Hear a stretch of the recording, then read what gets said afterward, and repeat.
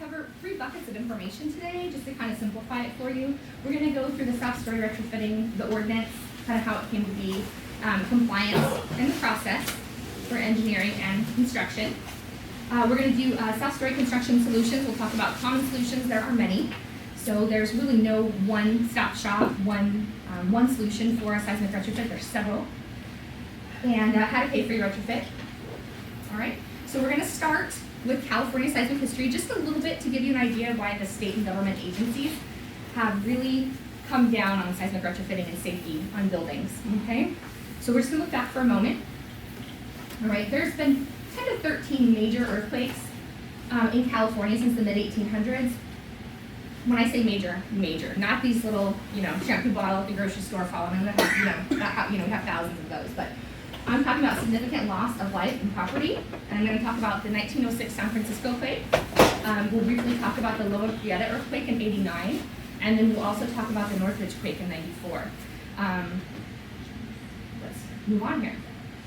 All right, so in 1906, people in San Francisco, they awoke to a very major earthquake. All right, it was reported that it was between 7.7 and 7.9, but there were some kind of outlier reports that said it could have been as strong as 8.3.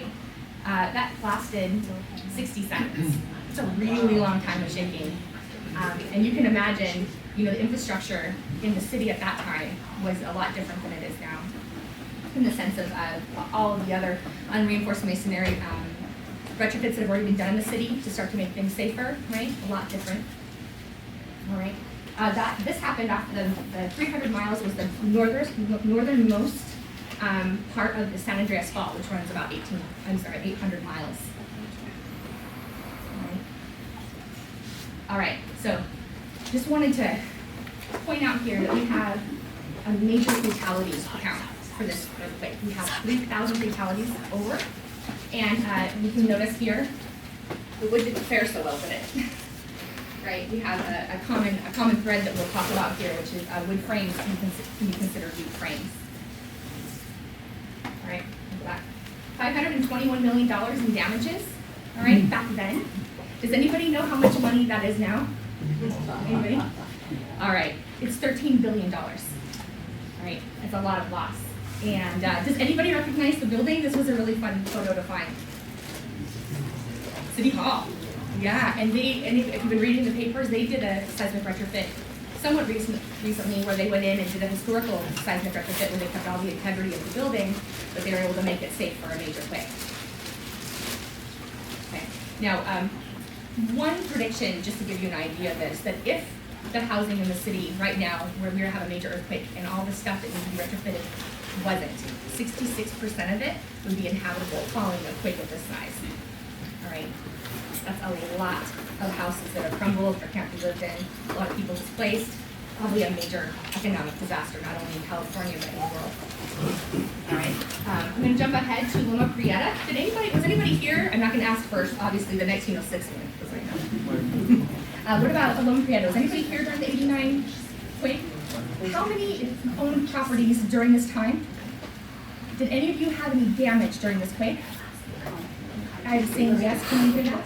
Well, I had a house in Alameda, and I went outside because the house was shaking so much, and I lived at Harbor Bay, and my whole house, the outside of it, between the roof and the stucco at the very top, it was cracking right in front of my eyes. Oh, wow. I couldn't believe it. Yeah, for those of you that said they did have, I've heard both, right? But I've heard the majority of people say, I own buildings in the '89 quake, and I didn't have any damage. I had a nice lady yesterday who said that she was in a Victorian from 1895 that stood, she said she's not redwood, it's good wood. That's it, it stood firm, right? And it did. And another gentleman that had a self-story building that he said it shook, but there wasn't any, because I've heard other stories like yours where foundations cracked, buildings have crumbled, right? Again, we have a picture here, obviously kind of one of the famous pictures from this quake, but look at that. There was no support. That was an inferior base from the beginning. Okay, so there were 62 fatalities in 1989. I didn't know that, before I started doing the research on it, and 3,757 injuries. And that's, a very, very serious situation because that was modern day times if you think about it. compliance was already starting to happen in the city. People were starting to look out for a quake, and they still had this much damage and fatalities. So just a little side interesting part about this, because I just thought this was interesting. So this became known as the World Series quake. I don't know if any of you guys are watching the World Series in 1989, but they said that this was the first earthquake live on national television to be filmed. And they actually attribute this, a lot of people not being on the roads because they were at Candlestick Park. So there were 62,000 people not on the roads that day. They said there could have been a ton more life lost, actually. Oddly enough, who knew the World Series would save all those lives. But I do want to point out something that my company, Penhall, has been in business for 60 years. And we are very famous for coming in and cleaning up a situation. And that's one of our pieces of equipment there. And that's another piece of equipment there. We have the Central Freeway on the right, which is kind of no longer right. They kind of pulled that out. And then the Bay Bridge on the left. Now we're going to just briefly talk about Northridge because this one has some other elements to it that I think are important. So this was only 10 to 20 seconds. It doesn't seem like that big of a deal. 6.7, again, we're jaded Californians, like, I don't wake up, anything under 7. Just put me back to bed, right? So when you see stuff like this, when you see entire major freeways and off-ramps and major concrete structures crumbling after 10 or 20 seconds, it's kind of overwhelming. But they said they could feel the tremor of this in Las Vegas, right, for 20 seconds. So this is what I want to talk about because LA is riddled with soft-story buildings, okay? They have over twice what they have up here in Northern California. And there were 61 fatalities in 1994 for the Northridge quake, and there were 8,700 injuries over that.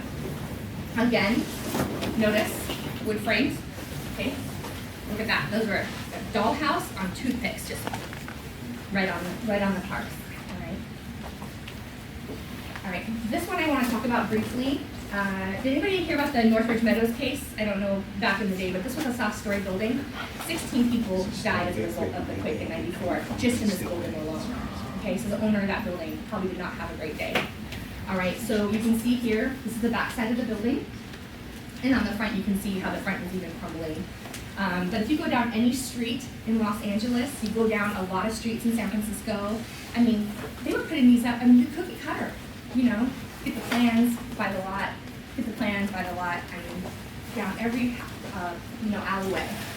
So that quake had $40 billion in damage. It's making it one of the costliest natural disasters in U.S. history. And oddly enough, as I was looking for, this was not even on purpose, but then I just kind of rolled it in. I was looking for post-quake pictures, like devastation, whatever, in the old archives, and I actually found several where penhall is there also helping. And I noticed here it said national contracts. That means we brought people in from all over the country to support all the problems we had here in California because we didn't have enough people staffed in California to help with